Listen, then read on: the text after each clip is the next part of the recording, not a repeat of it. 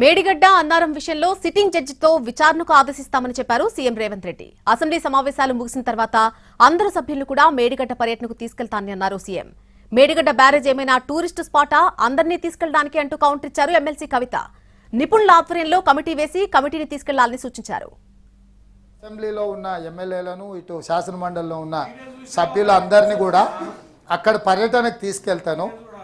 ఏ విధంగా అది కుంగిపోయి ఎందుకు పనికి రాకుండా అయిపోయిందో మిమ్మల్ని అందరినీ తీసుకెళ్ళి చూపిస్తాము. సిట్టింగ్ జడ్జి చేత విచారణ చేసి కాంట్రాక్టర్లు ఇచ్చిన వాళ్ళను, ఆ సంబంధిత శాఖ మంత్రులను, ఆ కాంట్రాక్టర్లను అందరినీ కూడా ఏ రకంగా చట్ట పరిధిలో శిక్షించాలనో డెఫినెట్గా శిక్షిస్తాం.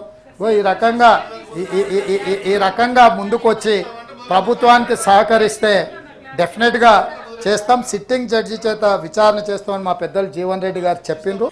గౌరవ ముఖ్యమంత్రి వర్యులు పదే పదే చెప్పిందే చెప్తూ మేడిగడ్డలో కానీ అన్నారంలో కానీ చాలా ఘోరాలు జరిగిపోయినాయని చెప్తా ఉన్నారు అధ్యక్ష. వారి చేతిలో ప్రభుత్వం ఉన్నది. టెక్నికల్గా నిపుణులు చేయాల్సినటువంటి పని ఎమ్మెల్సీలను తీసుకుపోవడం, ఎమ్మెల్యేలను తీసుకుపోవడం అదే టూరిస్ట్ స్పాట్ కాదు కదా సార్. మేము చేసినటువంటి ప్రగతిని చూపించడానికి ఖచ్చితంగా తీసుకెళ్ళాం.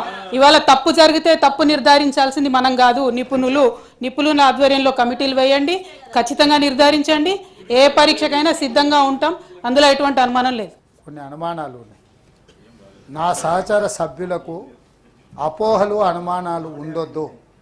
ఈ ప్రభుత్వము పారదర్శకంగా నిష్పక్షపాతమైన విచారణకు ఆదేశిస్తుందని నమ్మకం కలిగించడానికి మేము వాళ్ళందరిని అక్కడికి తీసుకెళ్తామని అంటున్నాము.